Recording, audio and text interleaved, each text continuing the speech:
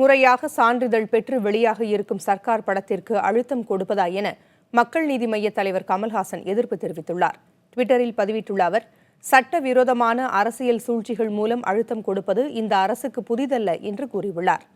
விமர்சனங்களை ஏற்க துணிவில்லாத அரசு தடம் புரளும் என்று கூறியுள்ள கமல்ஹாசன், அரசியல் வியாபாரிகள் கூட்டம் விரைவில் ஒழியும் என்றும் தெரிவித்துள்ளார். நாடாள போகும் நல்லவர் கூட்டமே வெல்லும் என்றும் கமல் பதிவிட்டுள்ளார்.